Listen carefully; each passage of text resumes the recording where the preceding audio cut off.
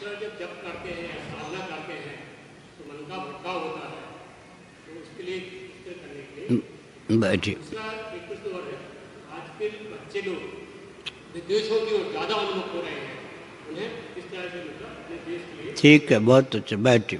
बहुत अच्छा प्रश्न। कहीं भी बैठिए, जहाँ आए हाँ वहाँ भी बैठ सकते। बैठे हुए को हटाए बिना बैठना चाहिए। नहीं ना, ठीक।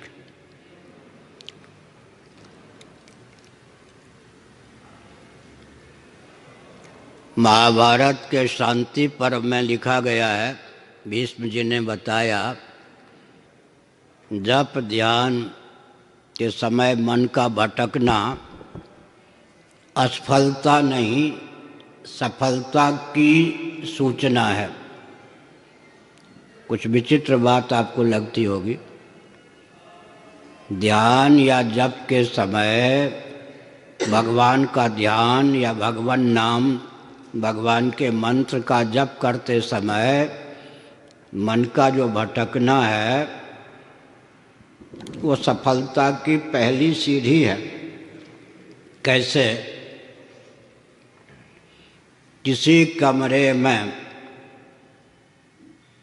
4 महीने से झाड़ू पोछा न लगे, अब कोई व्यक्ति झाड़ू पोछा लगाने जाए तो धूल का उड़ना स्वाभाविक है या नहीं? वो सफलता है या असफलता?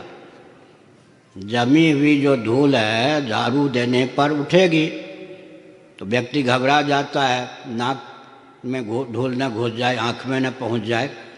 उसकी विधा है कि पानी लुढ़का दीजिए और नारियल के झाड़ू से यूँ कीजिए तो आँख नाक को बचा भी सकते हैं और धूल प्रवाहित हो जाएगी। इसी प्रकार से जन्म जन्मांतरों के जो संस्कार मन में इकट्ठे हैं, जब हम भगवान के नाम का जप करते हैं या मंत्र का जप करते हैं या उनका ध्यान करते हैं तो दिशा दूसरी हो गई ना। उधर जब ले जाते हैं, जैसे मोड़ पे मोटरसाइकिल या कार आदि को मोड़ते हैं तो कुछ झटके का अनुभव होता है, इसी प्रकार मन में जो जमे हुए मैल हैं, कुछ संस्कार हैं, वो ऊपर उठते हैं। इसका मतलब वो अपने अंतःकरण जहाँ वो चिपके हुए हैं ऊपर उठ करके नष्ट होना चाहते हैं। इसको सफलता माननी चाहिए। लेकिन जैसे हम कहते विनय पत्रिका है, तुलसीदास जी के द्वारा विरचित, हनुमान प्रसाद पोद्दार जी ने उसका अनुवाद भी किया, गीता प्रेस से प्रकाशित है। सूर्य विनय पत्रिका भी गीता प्रेस से प्रकाशित है। जो पद आपको लगे कि यह मेरे जीवन का सच्चा चित्रण करने वाला है, उसको एकांत में जो आपके इष्ट देव हों उनका चित्रपट रखकर उनको गा करके सुनाइए। उससे क्या होगा? मनुस्मृति का सिद्धांत है, कुछ उच्च स्वर से गान करने पर, भजन करने पर मनोराज्य शांत होता है और कुछ गुनगुना कर भगवान नाम लेने से धीरे धीरे क्या होता है कि मन शांत होने लगता है। शिव जी का अनुभव तो विचित्र ही है। उमा राम स्वभाव जय जाना, ताहि भजन तज भाव न आना। मन को धीरे धीरे जब भजन का स्वभाव पड़ जाता है, भजन का चस्का लग जाता है, तो मन भजन किए बिना नहीं रहता। समझ गए? पहले भटकता है और बाद में मन भजन किए बिना नहीं रहता। मैं एक विचित्र संस्मरण सुनाता हूँ। उन दिनों तो 5 वर्ष से पहले विद्यालय में बच्चे भेजे नहीं जाते थे, मस्तिष्क परिपक्व होता था। 5 साल से पहले जो विद्यालय में भेजते हैं, भविष्य के लिए बहुत अंधकार है राष्ट्र। 5 साल तक चाणक्य जी ने लिखा, लालयत पंचवर्षाणि, 5 वर्ष तक खेलने कूदने दीजिए, मस्तिष्क उसका विकसित हो। शायद 6 साल की आयु हो गई होगी। घर में अकेले बालक था। बड़े भाई दिल्ली से आए और तिब्बिया कॉलेज में या कहाँ उन दिनों चिकित्सक थे। उन्होंने कहा, इसका नाम लिखाया या नहीं विद्यालय में? भाभी ये बहन जी ने कहा, चाची जी ने कहा, ये तो खेलता रहता है, नाम कहाँ लिखाया है? अच्छा, एक भाई और बुला लिए गए पड़ोसी। दोनों ने, मुझे याद है वो दृश्य, एक ये पकड़ लिया, एक ये। और विद्यालय की ओर ले चले। अब मैं ऐसा चिल्लाऊं जैसे कोई बलि के लिए बकरे को ले जाए। मुझे याद है बहुत ज़ोर से रो, मैं ये खेलने दो, मुझे स्कूल मत जाने दो। वो पकड़ के ज़बरदस्ती ले गए और नाम लिखा दिया उन्होंने। इतनी घटना मुझे मालूम है, याद है बचपन की। उसके बाद 2-3 महीने के बाद ही इतना चस्का लगा पढ़ने का कि मैं पहली कक्षा में था तो रात्रि के 12 बजे तक दिए जला के पढ़ता था, फिर सुबह 5 बजे से। आज भी साथ वाले जानते हैं, कभी कभी तो मैं ट्रेन में भी कंप्यूटर पर ग्रंथ लिखना प्रारंभ कर देता हूँ। कम से कम नित्य एवरेज औसतन 6 घंटे रोज पढ़ता हूँ। इसका मतलब पढ़ने का चस्का जो बचपन में लग गया।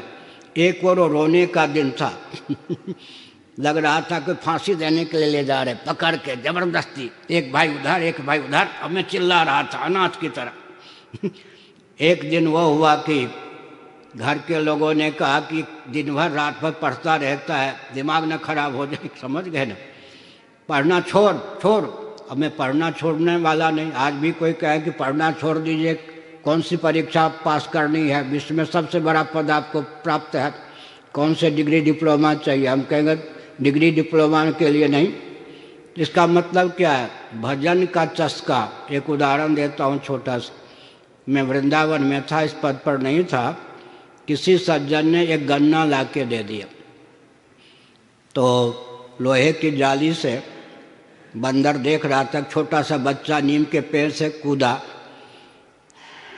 उसने किलकारी मारना प्रारंभ किया, पूंछ हिलाना प्रारंभ किया। हम समझ गए कि बच्चा गन्ना मांगता है।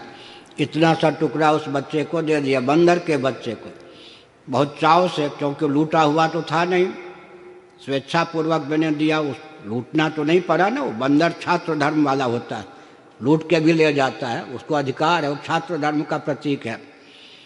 बड़े चाव भाव से पाया और बाकी छिलका उलका वहीं फेंक दिया कि मैं उसको फेंकूँ कहीं जहाँ फेंकना हो। अब वो तो खत्म हो गया, गन्ना मैंने चूस लिया, उसने चूस लिया। ठीक बिना घड़ी के दूसरे दिन वो नीम के पेड़ से आ गया और वो किलकारी मारने लगा, मैंने कल वाली चीज़ दो। मैं समझ गया, मैंने कहा वो तो तुम्हारे पेट में गया, मेरे पेट में गया, अब है नहीं। फिर वो चढ़ा नीम के पेड़ पर, जितना सा टुकड़ा हमने दिया था नीम के एक सूखी लकड़ी उतना तोड़ के फिर वो अभिनय करके छिलका हटा के दिखाने लगा कि वो चीज़ दो जो कल दी थी। हमने उससे शिक्षा ली। उस बंदर को गन्ने के स्वाद का चस्का लग गया, समझ गए ना।